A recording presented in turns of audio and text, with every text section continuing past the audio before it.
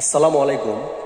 বাংলাদেশের সাবেক স্বরাষ্ট্রমন্ত্রী আসাদুজ্জামান খান কামাল, তার বাড়ি কোথায় জানেন?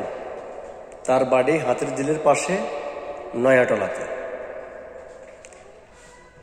এই কামাল শুধুমাত্র কাউরান বাজার থেকে দৈনিক 1.5 কোটি টাকা কালেকশন করতেন অবৈধভাবে।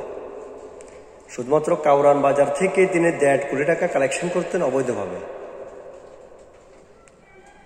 তাহলে তার নিয়ন্ত্রণে ছিল এক ধরনের পুরো বাংলাদেশ। বাদ দিলাম সেটা, টোটাল টাকা থেকে তিনি দৈনিক আয় করতেন, অবৈধ পথে ইনকাম করতেন কমপক্ষে 6 থেকে 7 কোটি টাকা। আল্লাহু আকবার! দেখুন, টাকার পাহাড় বানিয়ে ফেলেছে। কিন্তু গরিবদের পিছনে খরচ করেনি, গরিবদেরকে দেন।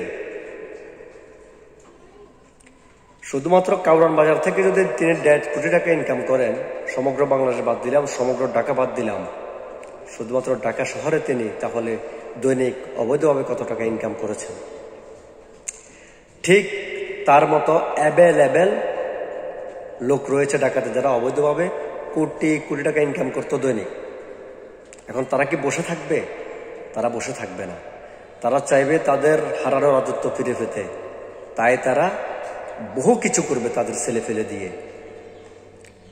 আমি আইন শৃঙ্খলা বাহিনীকে বলবো, শক্ত হাতে দমন করুন। এবং আসাদুজ্জামান খান কামাল সাহেব, আপনাকে বলতেছি, প্লিজ এবার অন্তত নিজেকে থামান।